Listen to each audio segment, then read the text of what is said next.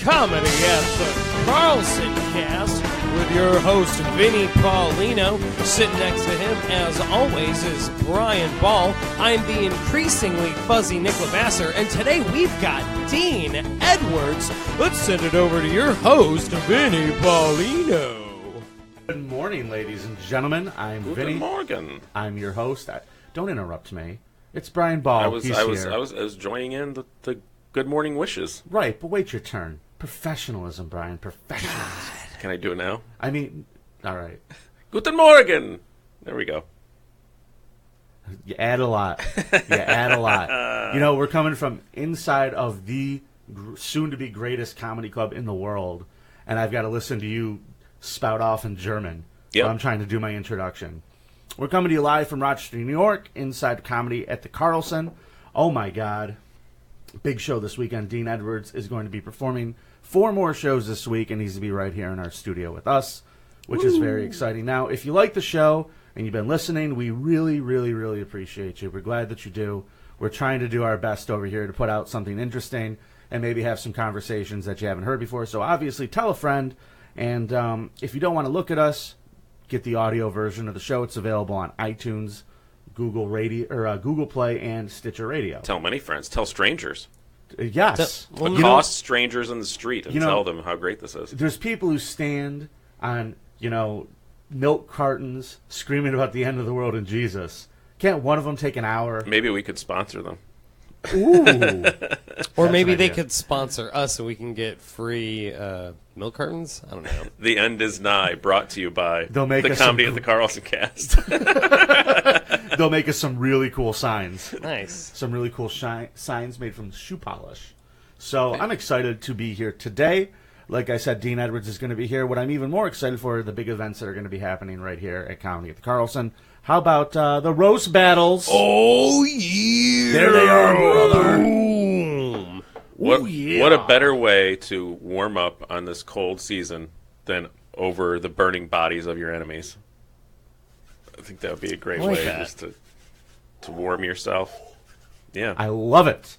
Just rub your hands over that nice charred bodies of open micers fire. Listen, if you've never been to a roast battle before, it is very different than a regular comedy show. You get to see some up-and-coming performers.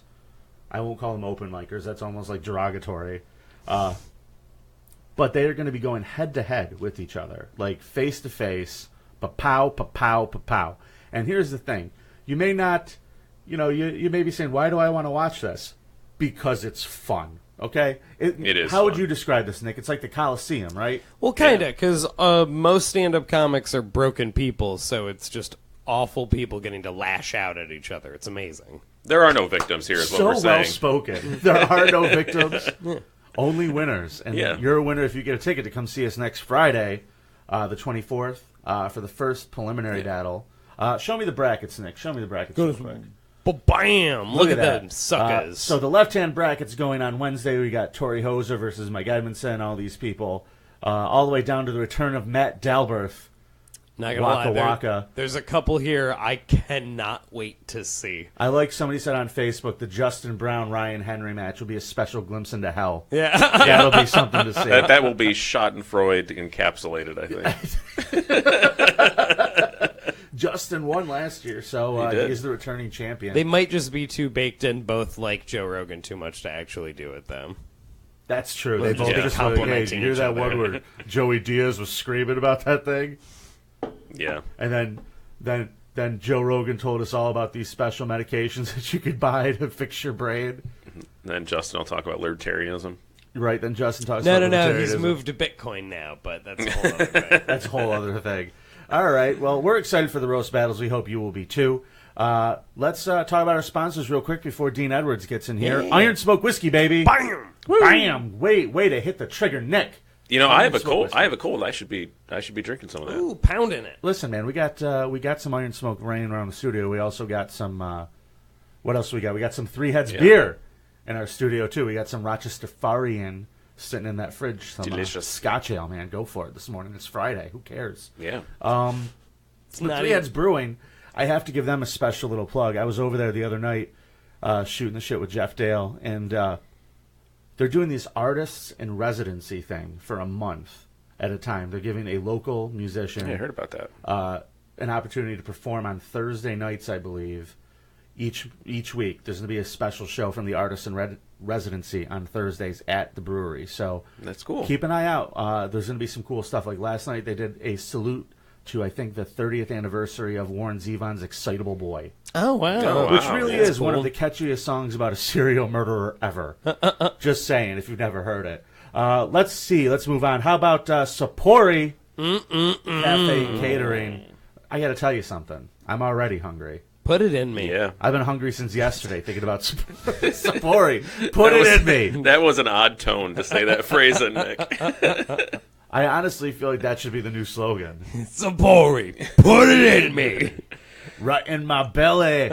Powers Building Atrium downtown. If you are a business person, stick your head in there and get yourself some delicious food. Even Tennis if you're club not. Even if you're not. Even if you're a homeless person. Yeah.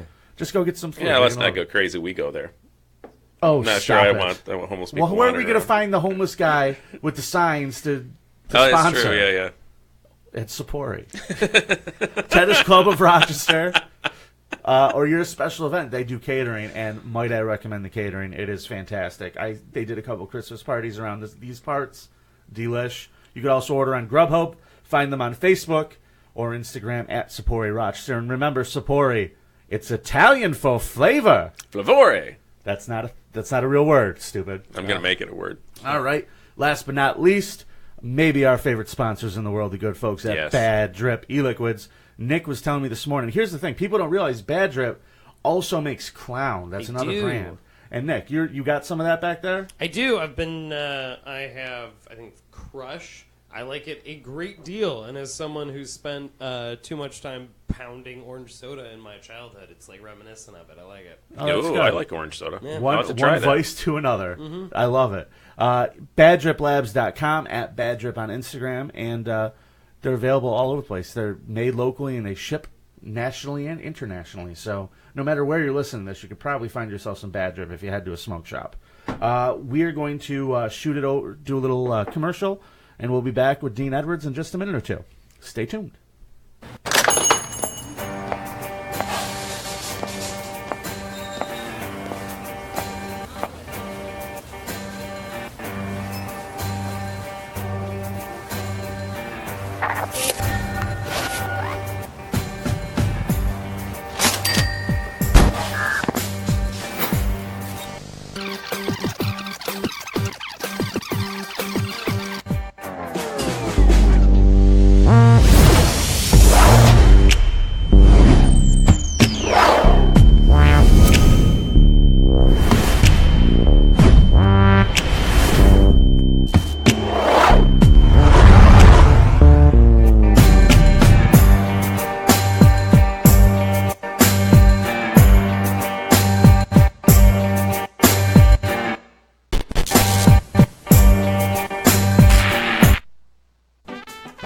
If you like what you're hearing, give us a like on Facebook, or you can go over to Twitter, find us at Comedy at the Carlson Cast. You can like or follow or tweet or read whatever they do on Twitter.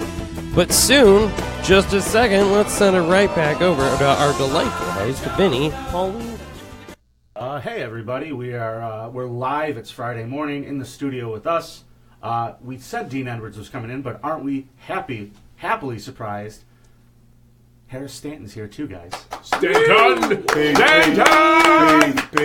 Peace. Charlemagne the guy has a list. Peace. I had no idea you were on the shows this weekend, Harris, and now I'm going to be staying to watch one tonight. Oh, good. Absolutely. That makes me feel good. Yeah, to say, way to build I'm up not our talking to you yet, headliners' Dean. I'm talking to confidence. Harris. It's good to see you guys. Yeah, man, good to be here, man. I know this isn't your first time in town, Harris. No. I know. Yeah, we worked together at the old club once. Yes. And Dean, this isn't your first time in Rochester. No. or- My comedy career started in Rochester, man. At NCC. Really? Yeah. Oh, wow. I lived up here for 7 years, and when I was in college, I went to MCC, and I started in '92, February 21st, 1992. I was doing Fences the play August Wilson's Fences, and had been writing jokes for years. But with comedy, the hardest thing is getting on stage the first time. And so for years, I was like, hey, and didn't know where or how. And then we had a late rehearsal one night for the play, so I went over a Wednesday night. They were having the dress rehearsal for the or the walkthrough of the talent show, Apollo night at MCC.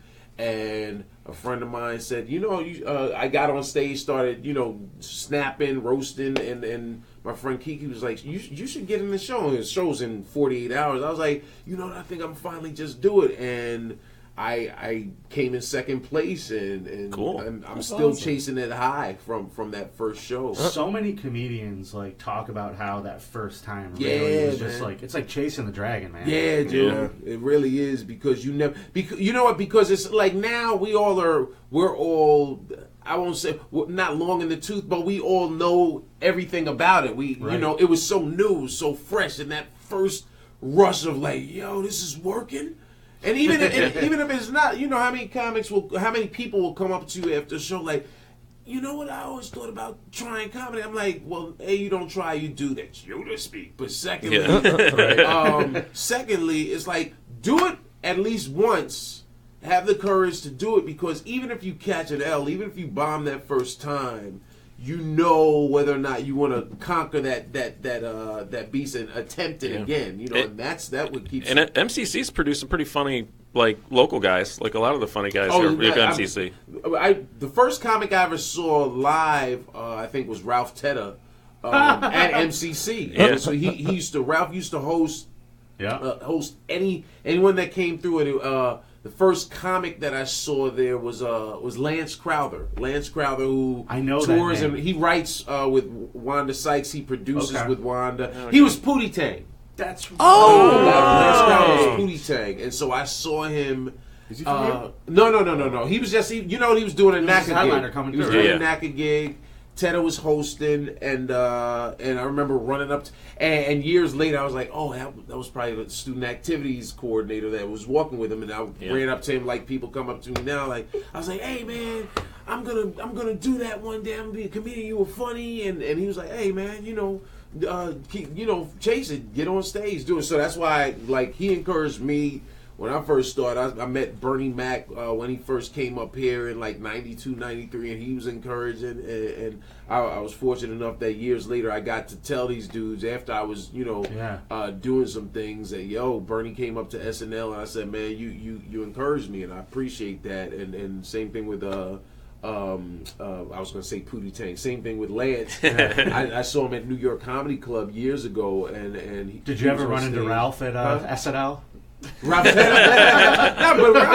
I've known Ralph for years, and he. I think last time I was at the Comedy Cafe, Ralph was hosting or featuring that weekend. That's awesome. Yeah, so it was cool to catch up. Yeah, rock out with him. Yeah, so, didn't realize he had such a local connection. Yeah, in a lot of ways, this is a homecoming, man. Yeah. Oh yeah. Anytime I come to the Rock, man, Ippolito always rolls out the red carpet, and I have, I was in the Army up here, so I drilled at the 865th. You were in the military. Yeah. I was. The 865th was right around the corner from the comedy club, out in Webster. Oh, that's right. Yeah, so I used to go out there once or twice a month and get my BDUs on and get my GI Bill. Let's talk about something important real quick. How well do you feel that MCC prepared you for the real world? Well, the Brick Lounge. I mean, if I didn't go to MCC, I wouldn't have learned how to play spades. Okay. In the Brick Lounge, I learned about that cold. The cold living, y'all have mastered the art of below zero up here. We man. certainly have. Yeah. I remember the ice storm. It was 92. 92, yeah. I was gonna say when you said February 92, I was thinking, I wonder if he was here for that. Yeah, ice storm. man. I didn't realize something that was so beautiful could be so dangerous and deadly. Yeah, that was crazy. I actually went out because what happened in the ice storm? It rained all day Sunday, and then the temperature dropped drastically overnight, and then Monday morning it was a state of emergency. It was literally everything was an ice rink. Everything was crystallized. 2 inches of ice on everything. Yeah. Like power lines just had icicles hanging on them. Were on the ground. Yeah, man, it was really dangerous, and you could tell. And I was driving out in it. I was taking pictures. That was the New Yorker in me. I was like, "This is awesome, man!" I'm out there with a little 35 millimeter camera, and I was like, "Yo, this is awesome." Then I got home, and it said, I didn't know it was called the crawl until 9/11 hit, but you saw the crawl. Please stay inside. It's a state of emergency. I was like, "Oh, I got some nice shots." I wonder if I get these developed today. Maybe I'll wait. Right. Like, I feel that storm in a lot of ways, like the fact that we're still talking about it, and we are a city like Rochester, New York, where it is incredibly shitty most of the year. Yes. It was a storm. That was like a legit nightmare. We lost power for 4 days. Oh wow! Yeah. And here we are. Yeah, and we survived. We made it, everybody. Now we have podcasts. Ralph Tetta's alive. We're all doing good. Shout out to Tetta. Shout out to Tetta. And in a couple years, we won't have ice anymore. It'll all be gone. About time. I'll vote for Trump again if we could do that. Just stay warm for a little while. I didn't vote for Trump the first time. The way you said that in my mind, I was like, "Note to self, Vinny." I could see the wheels in your brain. You were like, "Oh, I thought I was having fun, but I'm not so sure now." Yeah, tiki torch wheel. No. Oh yeah. Well, listen, it was cold that day, and the flannel's really not helping, man. Yeah, I was just gonna say, don't let the shirt fool you. I got no defense for anything. I look like a white guy who's a problem. I get it. I get it. Harris, how are you doing, man? You've been traveling all over the place. Yeah, man. I've been busy traveling all over the place and doing stand up, man. Living the dream. Living the dream. Tell them about your album. So. Oh yeah, I have a comedy album. Comedy album is out already. Came out November 3rd. How high you go on iTunes, son? Let them know. Congratulations. Yeah, thanks, man. I was on iTunes charts for a week. Up there, number 6 once. Hey, man. Nice. Yeah. Yo, that's a big deal. Let me tell you something. This dude plays stuff down. I'm like, dude, number 6. That's that a big means deal. you're above almost everybody. That's impressive. What's it called? Naive Innocence. Naive Innocence. Yeah, it's like a play on man. I'm from South Carolina, and I was naive and innocent. I'm from a small town. Yeah. And I moved to New York and started doing drugs and smoking cigarettes. All that good New York stuff. You learned by immersion. Yes. How the world works. Yeah. I just did Bill Burr's podcast out in Los Angeles, and I got a lot. That's what really got me shot up to number 6 on the iTunes charts. Bill Burr's podcast is a kingmaker. Yeah. Yes, a maker. I got 200 Twitter followers from doing Bill Burr's podcast, but it was cool, man. It's really cool. So if you got iTunes, if you don't, you should really get into the 21st century. Yep. But yes, you get on iTunes, Amazon, Google Play, all the social. Do you have them here? Can people get them at the shows? Yes, I have. Awesome. Another reason to come out tonight. Yeah, man. It's going to be a thaw this weekend. Come outside. Oh, dude, man, we had a blast last night, Thursday night. You never expect a crowd to come out on a Thursday, so I have no expectations for a packed house. It was packed last night, and we both got to get busy along with Dave. What's Dave's last name? Abdosh. Yeah, David's MCing? The host. What's his last name? Yeah. Abdosh. Abdosh. He's a fireman, right? He's a fireman, What yeah. kind of last name is that? Hard to pronounce. What kind of last name is that? Like Richard Pryor said, what kind of last name is that for a nigga? What is it? ABDOCH. He told me once, and I can't recall. He got what it something is. in him. He got some something in him. Yeah. I think he got some Arab in him. He look a little. I don't know. I think he's like a big deal in the fire department, that guy. Like, he's a legit He's big the deal. only brother. Yeah. He's the only brother. I rarely why is it a seen big him. deal in the Anytime fire what'd you say? Why is it a big deal in the fire department? Because he's his rank. Oh, okay. Like, he's ranked actually wow. pretty high. Yeah, man. Like, people call him sir and stuff, which that's is what's up. which is Okay. probably why you guys are busy on a Thursday. Gotta It's like, get get bars. to the club. Right. You're all in trouble. Whatever it took. Him and Weeze helped the numbers drastically. I had a lot of people come up to me after the show like, yeah, we heard you on Weeze this morning. I was like, oh, wow, thanks, man. I appreciate it. I think it's, I love Weeze, man. Weeze is awesome. It's cool. I met Weeze. I remember Weeze from when I lived up here and like he was like billboards and everything. Yeah. But then I met him this summer. I got SNL. He was up at Just for Laughs in Montreal. Right. and just real, always been real cool gentleman, towards me, and always very encouraging and supportive of what I do. Yeah, he's been around forever. I think he's a vampire. Yeah. He did this show. Oh, did he? Yeah. It was weird having him out in the middle of the day. Just was fading fast in the morning show. Yeah, man, that morning radio is that's a long. First of all, doing a daily of anything 4 to 5 hours. 4 to 5 hours, and people don't realize. And y'all know, obviously, just from doing your show, but people don't realize, people think entertainment is easy, and I'm not. It's not tarring roofs in the summer in Arizona, but the strain, the mental strain. For us after a show, we were talking about this last week. We were at Gotham Comedy Club down in the city, and I said we did 3 shows on Saturday night, so you did 8, 12, and 11:45. And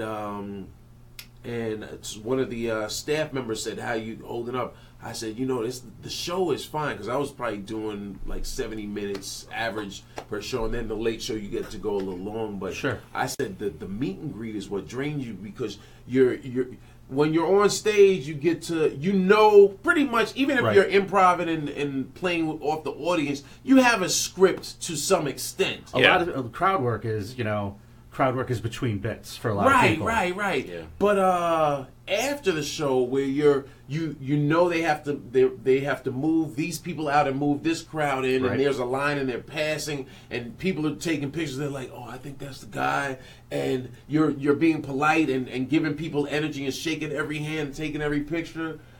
That's the drain. You're sweating by the end. The older I get, the more of a germaphobe I become. So I'm shaking these people's hands. Yeah. Oh no, dude, I stay as soon as I learned my lesson years ago. After the last hand is shook, and say good nights, and then go to the green room. I wash my hands immediately. I want to be the first comedian who does a meet and greet with a glove on. Right. Yeah. Another one on. Yeah. We gotta wait half an hour. We're change gloves every week. Sure, Howie Mandel tried that at some point. Yeah. If anybody. Yeah. So, Dean, SNL. Mm-hmm. How old were you when you got on SNL? How old was I? Yeah. Because I know you started doing comedy in the 90s. You were on around 2000, 2001, right? I started on... actually, I had just turned... I got SNL... maybe... that would have been a couple of weeks before I turned 31. Wow. It was my birthday. I tested for them mid-July, and I booked it mid-July. My birthday's July 30th, so I had just turned 31 when I was actually on the show. It was awesome. Because it was just awesome. Because I had just I had booked Mad TV first. You're kidding me. I had booked Mad TV for all the struggling comics out there. Anybody that's listening, always, sometimes you get something early, and or you get opportunities early. And if you're not ready for the opportunity, we talk about that all the time. Cats being so hungry, because newer comics coming up, and even on the most basic level, if you're too hungry, you're gonna hurt yourself. You got it. Sometimes waiting is good, and I've had I auditioned for a sketch show that remember UPN? Yes. The United Paramount Network. Is that what that meant? That's what it stood for. Yeah. I never had any idea. Yeah. United Paramount Network, and the other channel was the WB. Those were the two alternatives to ABC, NBC, CBS. Yeah. And they had a sketch show that they were casting, and Chappelle told me years ago, after I did Def Jam, "Man, Dean, go to LA when they call for you. Don't rush. You don't need to go out there. Go when they call for you." And then they called. They wanted me go out there to. If you want to. You're ready. LA by the river. LA. Let me tell you something. LA is batting 1,000. LA, Hollywood always wins. You know what I mean? And so they flew me out in, I want to say maybe 99, 2000, maybe 99 for the sketch show. That they probably shot a pilot. I stunk. I was awful. Really? I was terrible because I'd never. There's a format to done that before. So hold on one second. Let me backtrack 1 second on your background. you were doing mostly stand-up. I was strictly stand-up. I was an actor. Obviously, like I said, I was doing fences. But by 97, I quit my day job in 97. I'd done Def Jam in 95. And for 2 years, I was pretty much doing the Chitlin circuit, urban circuit in New York City. Because back in New York... Which is terrifying, by the way. Well, in New York City... Around 90, because of Def Comedy Jam, Uptown Comedy Club, BET's Comic View, the urban market really had boomed, and so the comedy explosion that popped in the 80s, mainstream, really popped in the 90s for urban comedy, where comics that did Def Comedy Jam, and not the Printing big money. names like obviously the first 2 seasons of Def Jam, whether you Bernie Mac, or D.L. Hughley, or Del Givens. They all became 6-figure cats immediately. Right? But then you had cats that didn't have as big names, didn't have as much time. Sure. But they figured out the hustle, and they said, you know what? I can go to a sports bar in Queens, the Manhattan proper. I can go to a sports bar in Brooklyn, Knockers, or 2 steps down, and I can tell them, listen, your Tuesday night is slow, but if you give me a budget, I can get comics that have been on TV come in here. You can charge a cover on a night that people aren't here, charge $10 a head, and give me the door, and you'll make money off the drinks, right? So it's a win-win. So next thing you know, they give them a budget for, like, I remember hearing one club that was a restaurant. I remember hearing they had like a $1,200 budget. Comics were getting the feature comic would get maybe $75 because you were newer, and the headliner that had like one TV credit, like Def Comedy Jam, they get $100, and the host was pocketing $800, right? And so, God, I love this business. Yeah, dude, but you weren't mad at it because as a new comic, I still have a book. There were like 40 rooms around the tri-state area in New York, so you'd go do a spot in an after work spot in Manhattan, and then shoot up to the Bronx, and then maybe go, like Freddie Ricks was the king of that. You would do 3 spots in a night and get $200-$300, and that's what made me say, I can quit my day job. So in '97 I quit. And then a bunch of the rooms shut down. I was about to say, something bad's about the to best happen. the second a comedy market starts doing well, that's when things immediately. Of course, man. And so by the time that opportunity came, I was doing a lot of I was doing mainstream and urban rooms. So you weren't doing any sketch comedy though? No, none. I had no sketch comedy background. So like when they audition you to go do a sketch show, all I knew was my manager, Jason Steinberg was like, yeah, you got to do 3 sketches and 3 characters. And I think most, especially most new comics, don't realize anytime you go outside of your normal voice on stage, you're doing a character. Yeah. Okay. All right. But then there are people that actually have characters that they've developed over time, and there's a difference between saying, yeah, so my mother would say, no, you know what I mean? That's a character or characterization versus actually a fully developed character. Like Mudbone. Like Mudbone with Pryor. So I had characterizations that I made, and so I did like this. It was terrible, man. I remember I did this. Like, do you want to confess and tell everybody what you did? One was like a devil character. It was terrible. It was terrible. It sounds terrible. It was. It really was. It was. Don't take that from him. Do not take that from him. It was awful, man. And I remember doing the audition, and DC Benny, I think, was out for it. He was the only New Yorker in L.A. with me, so I saw him. And I'm green, so I'm like, hey, after I leave, I was like, hey, guys, you know what? God bless. And I was just happy for the opportunity to be here. I'm saying this to all the other jaded sketch comic actors that are out there. And I remember this girl looked at me sitting, and she like, God bless.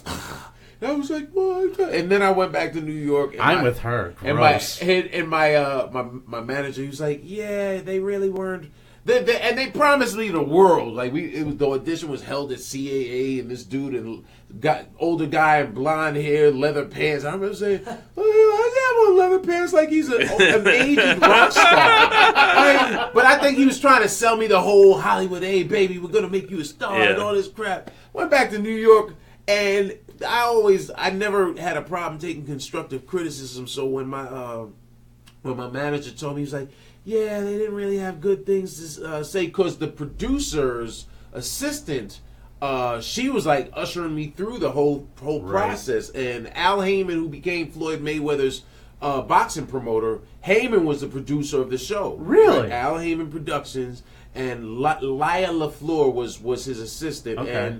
And she was like, yeah, and the way they got me to go out there. Al Heyman is a boxing promoter. Like But back then he was a big concert promoter, man. Right. He produced all the big concerts in the 90s. So he's thinking, if I get a sketch show on air, yeah, because it was UPN. They did a lot of like urban programming for all the shows that had three names, three words in it. One on one, all of us, and then the one name Moesha, Eve. It was like black people, like 3 words or 1 word. didn't they have Reba too? Didn't they have Reba? No, that was the WB. Yeah. Okay. Yeah, WB. They were like, we'll do black, but we can get the Middle America. Middle America country. loves Reba. Yeah, Throw her in right. there. And that was on for like 4 or 5. So they were on a little long stretch, man. I think Reba was just.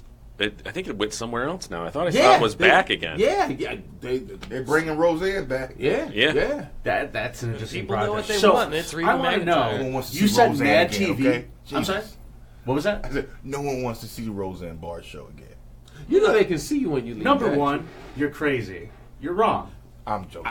You're wrong. Completely wrong. People like Roseanne like that? But did you watch Roseanne when she was Yeah, I on? did. Oh, okay. I thought that show was like brilliantly written. Oh, I thought really? it was- Well, it was Carsey Werner, so Yeah. they knew how to put a good sitcom I used to together. watch the show. Yeah, but like, I mean, they really did a bad job with that last season. So Is that when they got rich? Yeah, they won the Yeah. lotto. Yeah, that's you jumped. Well, they got rich the last season? Yeah, she They- won the they lotto won and the Dan lotto. died. Right. So I'm like, how is Dan Dan died? How did he come back? They're retconning that. That didn't happen. Yeah, so They what? Yeah. They're gonna go Yeah, they're either gonna do- older school sitcom and They're go gonna Bob do Newhart. like Dynasty. It was All a Dream. Yeah, Yeah. All a Dream. Yeah, That's hilarious. yeah, that's funny. What are you doing here? I thought you were dead. That's my character. What do you think? I'm gonna go. I like it. That's good. That's good that people can rise from the ashes, because Roseanne went from that to working at a wing spot, telling jokes, to back up to TV show. She was on TV too. She did. She was had a a- judge on Last Comic Standing, wasn't she? Yes, she But was. she had a nice little lull where she was. But that's Hollywood. Yeah. Peaks. Mel she's Brooks working- told me she's that working years strip ago. This clubs. is peaks and valleys, man. You and Mel Brooks had a chat, huh? Everybody don't have peaks and valleys. Everybody ain't built for this. Right, Everybody's not built for this. Mel Brooks is and Anne Bancroft's son is a friend of ours. Okay. He shout out Max Brooks, author of World War Z. Oh, right. Harlem Hellfighters, Zombie Survival Guide. Max was my writing partner on SNL. Get out. So Holy he's cool. like that's like my brother right there. Like that, one of the best things came out of SNL was our relationship. You know, That's a beautiful thing Yeah, that you yeah, can like man. stay with Shut someone. up. Because like, here's the thing. There's such a weird aura around SNL. Like, everybody that leaves there says, "Oh, it was just a wonderful experience." But while everybody's there, they all want to kill themselves. Is that true? No, Yeah, that's what it Jay seems Moore like. doesn't say it was a wonderful experience. That's true. Like- Jay Moore is an exception. Yeah. Janine Garofalo It doesn't. is a pressure cooker. Yeah, man. And, Harris was there because Harris, Tracy, when he and Tracy Morgan got cool. Yeah. I still got extra work on the show. Yeah, he Harris sometimes was on the air in the episode more than me. I was like, Yeah, I used to do a lot of extra work, and I never sat with the extras. You know, the extras sit. right. I would sit in the dressing room, and then I would come down occasionally like, man, fucking extras. So you were super extra. Yeah, I was Yeah, super yeah. extra. Yeah. You guys are peasants. I'm in the dressing room jerking off with Daryl Hammond and Tracy Morgan. Hey, to clarify, Daryl Hammond would introduce us to new porn. You ever seen Slap Happy? Sick. Yeah, you should check out this one. Do you know what gaping is? But to clarify, because you just made it sound like you, Tracy, and Daryl was sitting in a room jacking off together. It's like that. He's like, yeah, I know what I They would said. take breaks. We Like would take breaks. Tracy would be like, yo, I'm going to get you to the dressing room for a half an hour, beat your dick. I'm going to come back, then I'm going to beat my dick. And Daryl got his own dressing room. Okay, it's beautiful. It's a system.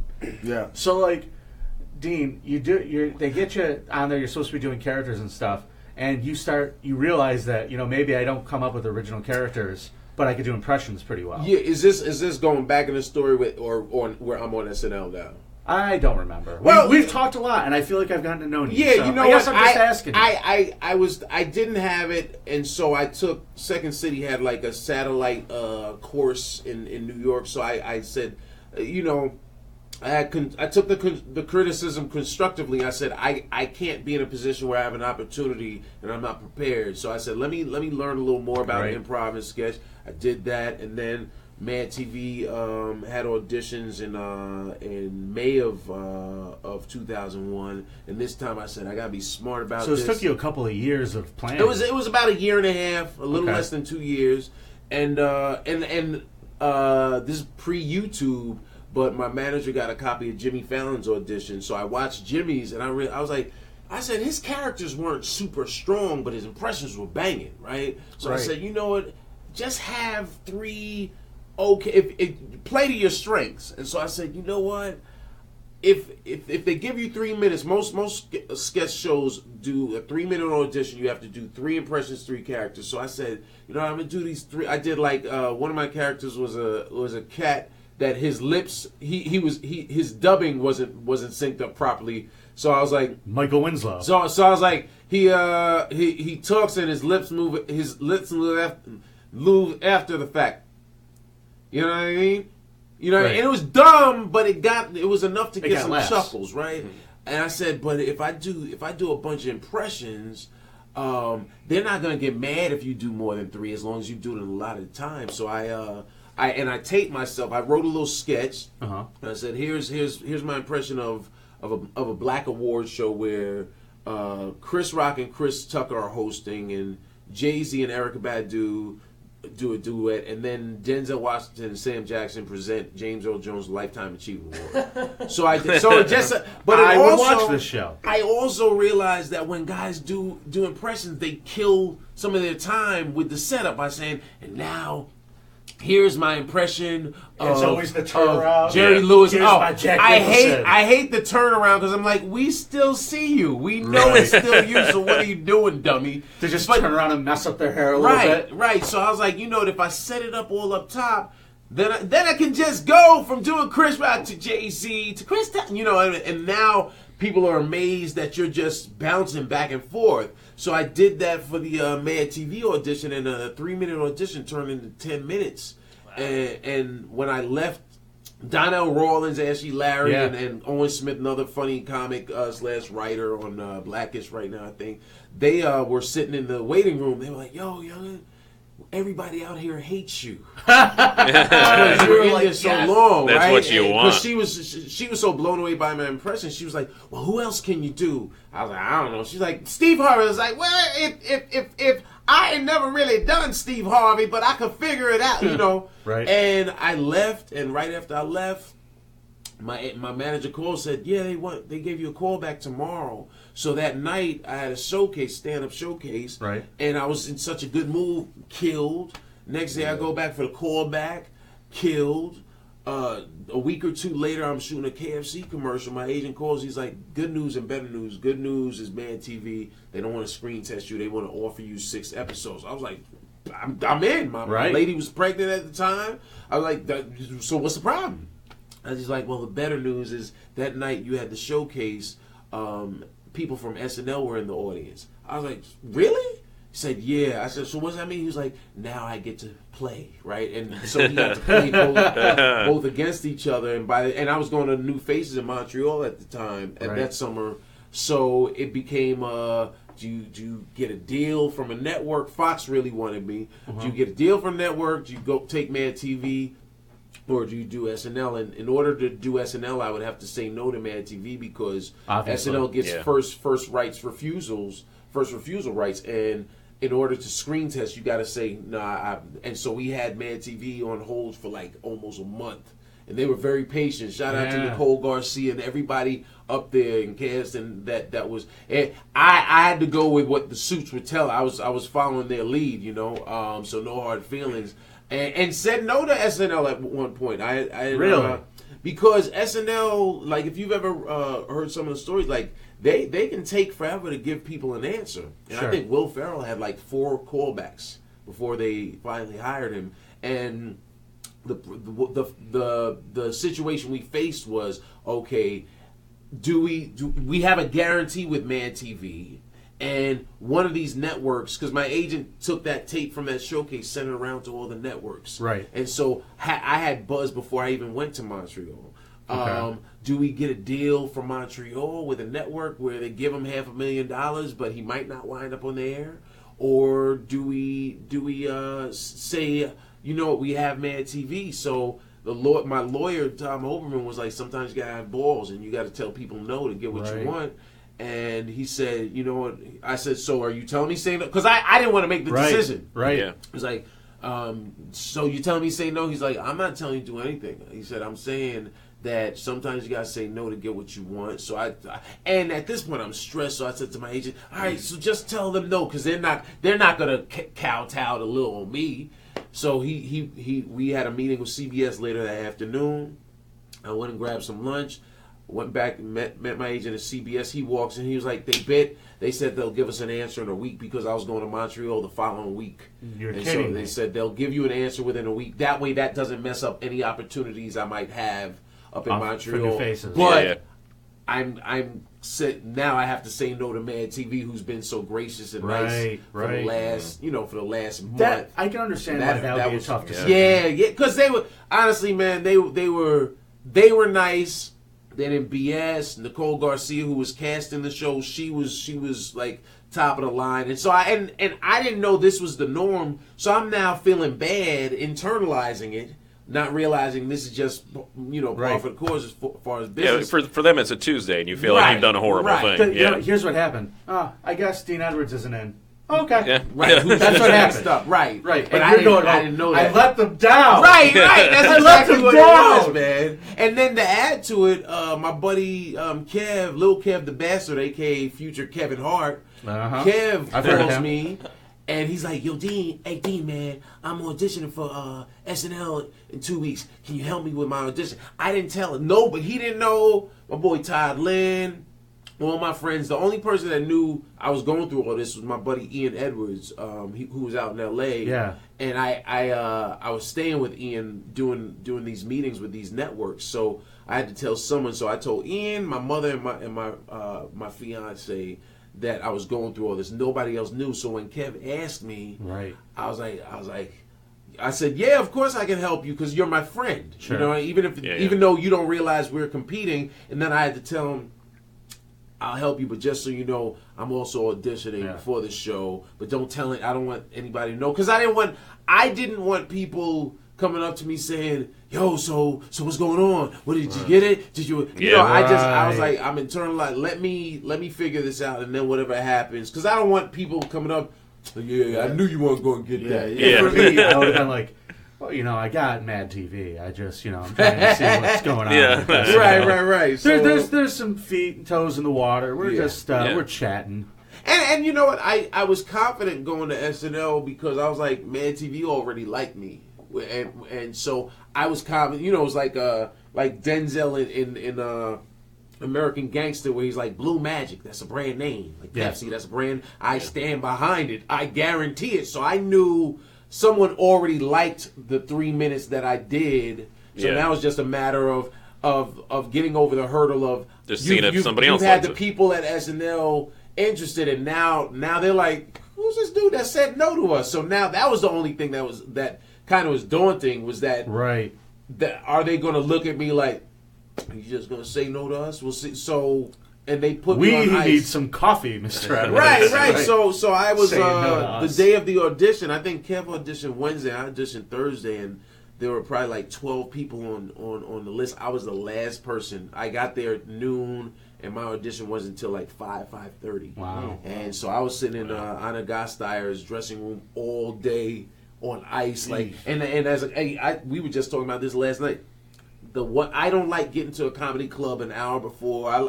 If the show starts at 7:30, get me there at 7:25. I don't want to sit on ice. I'm not nervous. It's just anxiety. I'm anxious. It's like I know a lot of comics this. that are like that. A lot of comics that are like that, and some are the opposite. I got to sit there for an hour and feel a vibe. Yeah, I used Yeah, me to too. that way when I first started comedy. For about 10 years, I get there early and feel the vibe. But now I'm finding that as I get older, I just want to get to the show maybe 10 minutes before Well, you realize I am the vibe. Yeah, Exactly. And that's exactly what it is. It's like I'm bringing you comedy, but you're coming to my world. I'm not going to yours. I'm not the same school with you. I would love to just be there, show up at showtime and go. Because in a way, you're also going to not let anything that's happening in the room affect your vibe either. Yeah. I need to get there at least time enough to have 2 drinks and a cig. Okay. It's about 10 minutes. Right. 2 drinks and a cig, 10 minutes. Yeah. The name of this episode. Exactly. Sounds like a dude. That'll be the show. It's like Seinfeld has comedians in cars getting coffee. Harris Stanton has two drinks and a cig. 10 minutes. Shot and a beer and a cig. Let's You go. should really name it that. That's my pre-show Two drinks and a cig, 10 minutes with Harris Stanton. That should be the name of it. Dude. That would be pretty good. It was born here. I call it producer credit. Boom. Brian, you get nothing. So, like, when you start doing impressions, what was the first one you did? And can I compliment you by saying I think you're the only human being that does a Denzel imitation that I've ever seen? No, you're the only one that's heard the real person that does Denzel do Denzel. There are a lot of people that do Denzel now. Aries Spears do it a lot. Aries really? does, and in fairness, Aries is the only cat I ever saw do it before seeing me do it. Okay. Right? Oh. But there are so a this is So you not inspired all the everyone. people who said they could do George Bush after Dana Carvey kind of thing. Yeah, because Gotcha. what happens is whoever discovers it, whoever does it first, found the nuance, and with Denzel, it's his S's. So listen. So when I say something to you, and then his hand, he moves It's the his hand. hand a lot, All his day. hand- All he does his is move hands his hand. is always and he got that from. He said, I learned how to use my hands from watching Al Pacino. You know, he coming up as an actor. Yeah, he was a I fan of Pacino. I remember him saying from that in an interview. from a Barbara Walters special that I remember from '92, the '92 Oscars, which I guess aired that would have been '93 maybe. Sure. But he said when Barbara Walters said, "Now you're nominated against Al Pacino for Scent of a Woman," right? Not Pacino's most brilliant acting role. He still won. Yeah. But he won, and so Denzel said, he was like, "Listen, I want to win." He's like, "But I know how the Oscars work, and I know that I know Pacino's been nominated for 4 times previously and never won." He was like, I'm nominated for Malcolm, and it's something that's near and true to my heart because I played this role on off Broadway, and so I got if you watch Scent of a Woman now and you compare it to what Washington did in Malcolm X, you'll say, oh, clearly Malcolm X. But Oscar and most of Hollywood, they do the we messed it up previously awards. That like Scorsese winning for The Departed. Exactly. Which is still a great movie, but it's also a remake. Right. Yeah. Right. Yeah.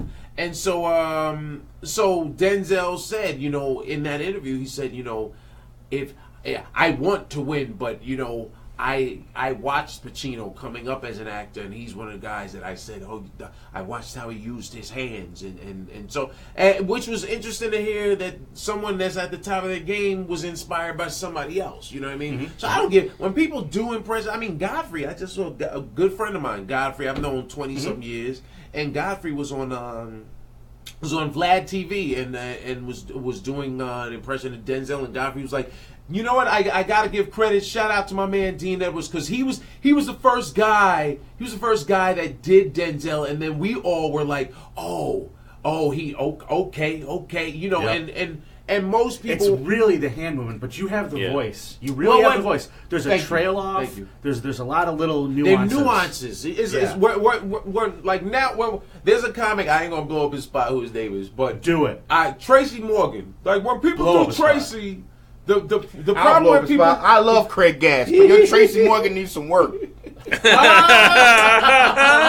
this is a while ago. This is probably almost a decade ago, and once again, I don't do people because I'm trying to do impression. If I'm around somebody long enough, they're nuance. They're things that he'll mimic me, and I'm like, oh, I do that, you know. Right. And then the things that Harris does that I pick up on. Yeah. So with Tracy, when I first started doing impressions, Tracy, it wasn't because I was trying to find a new. It was because you were hanging out. It was with just the guy. we're hanging out, and I noticed, that Tracy. Tracy has a certain, movement. He's like when he's saying something to you, he's emoting. Yeah, I can do a good Tracy. He can do a You good did a Tracy. good Tracy earlier. because he's around him. I would like to see if it's at all possible dueling Tracy's. You want Can we make that happen? Yeah, let's do it. Let's do. Do it, Papa. Whatever you need, I got you. You ain't gonna do it? Do what, Dean? My My name is Tracy Morgan. I can't do it. Just put me on the Oh, spot. come on! I know it's funny if you He didn't does put this him on all the the spot. time.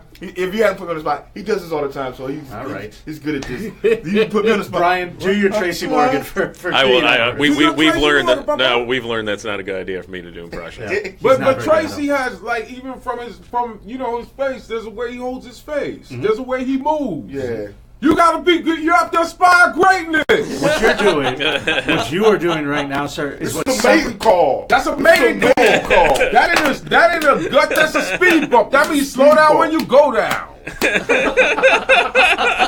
Slow down when you go down. Shoot. what you are doing is what separates you guys from other people who do imitations. Right. It really is. You take it to another level. You become that person in mannerism, and that's probably got a lot to do with your acting background, right? Do you ever Probably, just put yourself into I'm that person right now? You know what? It's not something I haven't thought about. It's probably just a talent. It's just. Yeah. When people will ask me Eddie all the Murphy's time. the same way. You can just pick up. Yeah, people if you're around ask long like, enough to pick up everything. yeah, they're like, so how do you get impression? I'm like, if most guys that are good from Caliendo to even regardless how people feel about Aries Spears, Aries is dope. Pharaoh is Eddie Murphy. dope. Afion Crockett, who will be here in a couple weeks, is dope. Yeah, You yeah. know.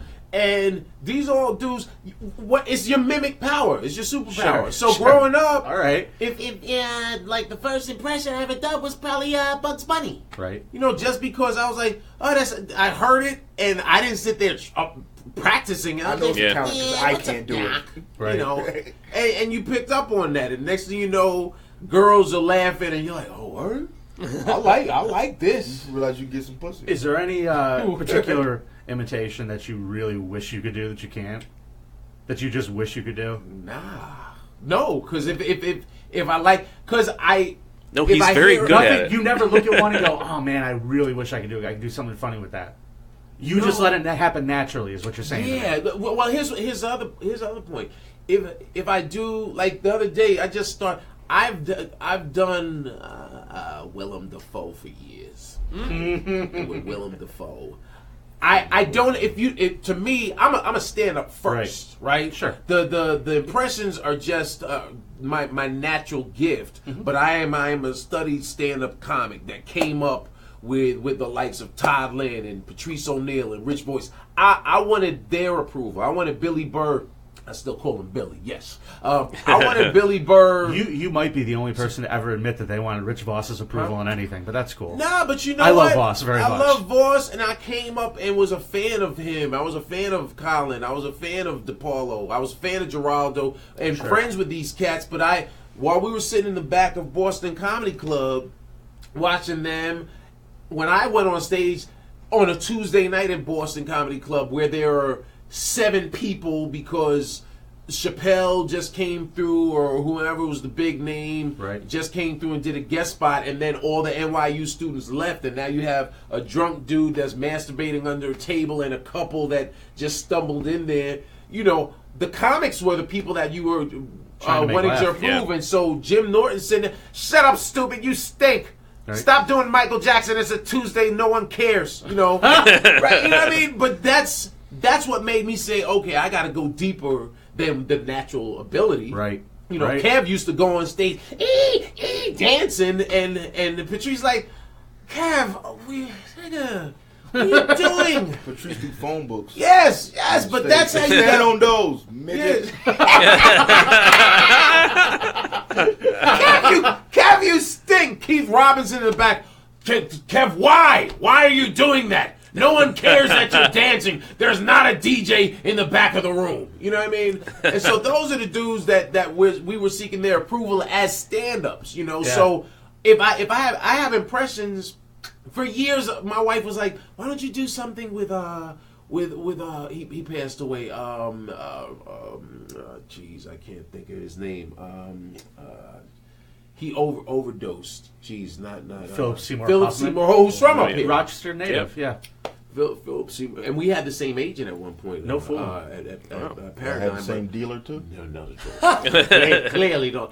But Philip You Seymour know, Hoffman, what's his name? Already got in big time trouble for joking about having the same dealer as Philip Seymour Hoffman when he was on Stern. Did he made a joke about it. Like, I got the same dealer, and like the FBI showed like, who was it? The FBI was like, who was it? So That's hilarious, man. Yeah. Wow. I'm not telling you. he was joking. Like, he was just right. But someone was a fan of Stern and heard it, you know. So like, this could be. They could travel in the same circuit. He was joking. Right. Yeah. So the FBI will be waiting for you at your hotel room when you get back. Of course. Yeah. But if I don't have a joke to go with an impression, I'm not doing it. Right. I can't just have people like, wow, he really does sound like. I want people like, yo, that's a funny.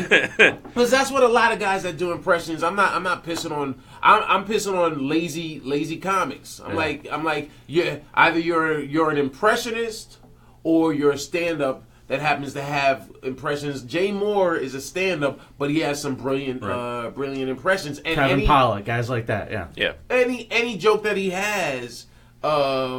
Comes from a real organic place, and the joke can stand alone. Like me, if I like last night, I've been challenging myself where I was like, you know what?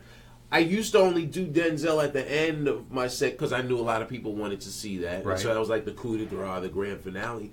But I started working on this new bit lately where it's like a run of a bunch of impressions, and I did it last night, and I did them in the middle, and then I closed out at the end, and it hit me while I was doing the joke at the end. I said, you know what, this shows the strength of the actual bit. Right. That the bit itself is funny, and the impression just helps sell the bit even more.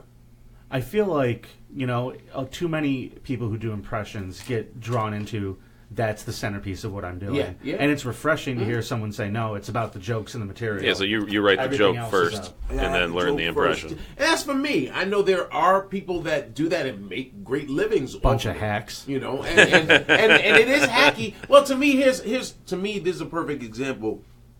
To me, it's hacky to get into your impressions by saying, man, what if That's the one. What if, like, I'm just throw anybody at me? Like, what if Michael Jackson was a janitor? What would that be like? Not at a school. Because in my Waka waka. Because in my Hashtag too soon. mind, as probably also because I'm a comic, but in my mind, I'm like, well, Michael Jackson wouldn't be a janitor, so that's a dumb setup. That's a dumb premise. What if Chris It Rock? wasn't dumb the first time it was done. It became dumb 30 years when The everybody 100th else time was it was doing done. What if Chris Rock and Denzel were substitute teachers? What would that be like? And then because what you're gonna hear is not a fully formed idea or joke. It's gonna be a bunch of quotes from a Denzel movie. Yep. Put in that situation, and so now people aren't really laughing. They're just, you kids, you gotta get in order. You know what? And then he throws the eraser at a King Kong and guy, and you're like, oh, he does. Wow, he does sound like Denzel Washington if he were taking training day. And even I wish I went to that school. right. and then even Denzel, I saw him in an interview. Someone was like, yeah, people are doing impressions. He was like, they're not doing impressions of me. They're doing impressions of a character I did. And most people, when they do Denzel, they are doing an impression of him in the movie Training Day. They're not sure. Daryl Hammond broke it down to me years before I even knew what it was that I was doing. He was like, no, you know what, Dean? He said, most guys are just doing characterizations. He was like, what I do, I like watching people in interviews. I said, dude, I tape people. I used to, because I'm a fan of entertainment, so I like what that Barbara Walters interview I still have on tape because I would watch that just because it was interesting. Sure. And I like hearing people's sort of backstory. Right. Daryl would record. He would have research on SNL, bring him tapes of heads of state, Al Gore, and he'd watch Al Gore in 60 Minutes and watch all of his nuances and how he doesn't move his neck until he leans forward, you know. Right. And that's not even something that's just from me going back to my file cabinet. I just watched an Inconvenient Sequel, and I realized, not even noticed it, but it's just as I'm doing it right now, I'm like, he leans back and forth, and then he smiles, and he's very stoic again. He has a way. He has a way, and everybody has a way. His processor can only handle so many functions at one time. So he's. I feel see smoke coming up. I guess we learned a lesson here today. We learned that impressions are not just voices. There's nuance. Yeah, there's a lot, and they're not of about nuance. the silly situations. It's about the funny. And it can be, but for me, I never want anybody to say, "Yo, he's hack," because then you're insulting my process. You're insulting the okay, and a little bit of construction. It's Apparently. Okay. Hey Nick, you want to go ask whoever's Closing doing that door is not helping. Oh my God! Yeah, it sounds like they're doing some construction in the hallway. But these things happen. Harris Stanton is going to be here with Dean Edwards for Yeah, four more shows this Four more weekend. shows. Who is a headliner in his own right? He is a headliner in his own right. Right. Harris, while you're here, can I ask you real quick? You were in the accident, right? Yes. You were in the accident. How you doing? How you feeling? I'm doing great, man. I'm doing great. Back to normal. Accident with Tracy Morgan, for those that That's the wouldn't know. one. Yes. That's the one. I'm a pronouns. I know. It wasn't a little. He peed himself. bumper. He had an accident. It was terrible. Yeah. You were in the terrible accident with the Walmart truck with Yes. Tracy Morgan. Yes. And it escapes me because who was the comic who passed away? Uncle Jimmy Mack. R.I.P. Jimmy Uncle Mack. Jimmy Mack. That's Yeah. right. Yeah. That's Good right. dude, real good dude. That's I've right. known him for years. So you're doing okay. Tracy's doing okay. Everybody's you guys doing are good, man. I mean, I don't know what kind of recurring problems those guys have. Right. I know Artie has a limp. You know. Right. I don't even get problems with my wrist anymore. Artie was supposed to come up here this weekend. Yeah. Oh, no fool. Almost had two guys in an accident. Yeah, that was One of them could have sat on He's your lap. back on the Harris. road with Tracy. Yeah, right. Yeah. So- Lucky you, Harris. Not bitter. You're with me. Aw. Sorry. That's how Brian Ball feels every time. Yep, every time. That's how he feels. And Tracy, That's- shows it. and he said, Well, here's the thing. Artie was supposed We're to talking do about Artie Fuqua, right? Artie Fuqua, good, Yeah. real good dude, funny comic. Artie hit me about a month ago. Artie hit me about a month ago. And Yo, he in the said- hallway. And he said, he was like, yo, I'd love to get back out on the road with you guys. And Artie's is financially very comfortable right now from Walmart. And so he said, I'll fly myself. And I was like, hey, dude, the more the merrier. We'll get you on these shows. And so I had him on. We just did Denver 2 weeks ago. Gotham Comedy Club in the city last week, and we're here at Comedy at the Carlson in Rochester. So Artie was on with us in Denver. We left on Wednesday because they were taking us to a Nuggets game. Artie was like, "I'll fly out Thursday," and then the cyclone blast was hit New York City, so he couldn't make it out to Denver. Then as I posted my poster for our week at Gotham. I'm one of the few headliners that actually will include his crew on the flyer with him because because we all are getting shine. You know what I mean? So I get to the point. What'd you say? Get to the point. But I also to the point where, like I said, he's a headliner. Harris almost died once. He wants to live his life. Of course, and I am not mad at that, right? And I said that to you recently. I said I know that time is coming where he's not going to want to go on the road because he's headlining his gigs as well. So Artie, after I put the post up with all three of us on, Artie hit me. He's like, "Yo, remember I told you I had to speak to you?" I was like, "Yeah." He was like, "Yeah." Long story short, Tracy asked me to go back out on the road with them, and we're doing Vegas and Tahoe this weekend. Way warmer. Yes. Way more money, and so I got it, but I was disappointed. So then afterwards, and I felt bad because Harris was with me when Artie called and told me, and he was like, "Hey, so what were y'all talking about?" I was like, "Yeah, so here's the thing. Tracy asked Artie to go back out, and I know you're stuck with me, but I said, don't worry. Tracy will take you from me too, and then I said we'll probably be like hanging out at the Comedy Cellar, and Tracy be like, "Oh, Dan, what's poppin'? What's good? What y'all up to? Oh man, we going on the road. We got a gig this weekend." Next thing I know, I walk away, and then Harris, and he's like, "Yo, Harris, what's up, Papa? What you up to? What you doing this weekend?" He's like, "Oh man, I'm going out. Dean and I we're going to Rochester. Oh, word, I got 4 G's for you, but go ahead, And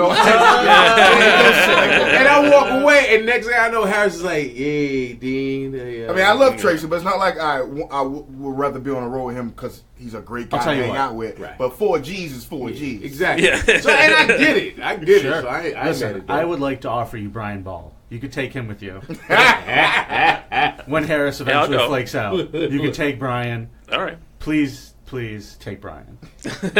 4 more shows, Dean Edwards and my man Harris Stanton. What's your social media, dude? Let's do that right now. Harris Stanton. I'm on Twitter, Instagram, and Facebook. Right. Dean Edwards. I'm an easy find. Right. And I'm at IAM and then Dean Edwards, at I am Dean Edwards, because that's who I am. Rochester, come out and check these shows out, man. We're gonna light fire under the stage, man. And then the show is a great contrast, man. I love the. I'm not gonna light any fires. Yeah, you will. Like I said, Harris is a headliner. Spark. Harris is a headliner. Harris, here's what's funny. I know a lot of comics that would have stopped bringing Harris on the road with them 5 years ago out of fear because they don't like to be honest with you. When I heard you were middling for Dean, I was a little worried for you, Harris. I was like, "Oh, is he okay?" Nothing personal. I was just worried for you because but I've worked with you. I've seen what you do. Well, what it is? Ippolito is probably one of the best guys in the world. I was just gonna say I told Ippolito. He said, "Yo, I want to bring you in." Dean. I said, "Dude, I'm a headliner.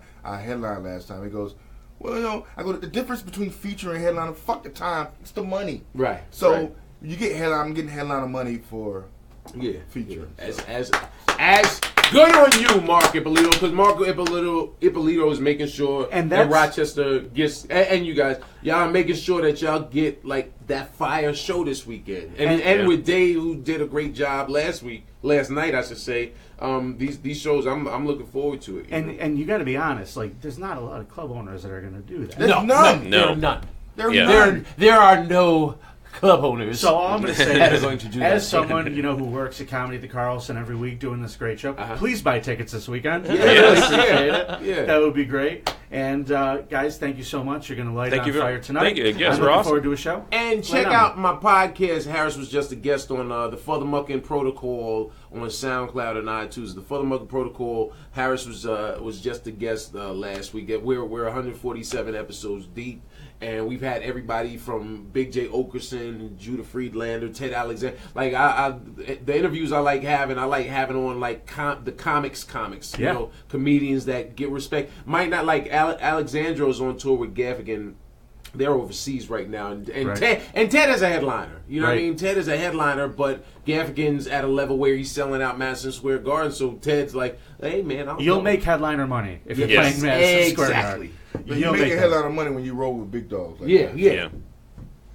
I'm just waiting for my invitation. It's coming. You gotta believe in yourself. What did Dave Chappelle say? Wait for LA to call. Wait for LA, man. Wait for them to call you. Let's get some bacon now. Yeah, let's do it. Hit the credits, baby. All right. Thanks, y'all. Thank you. Thank you.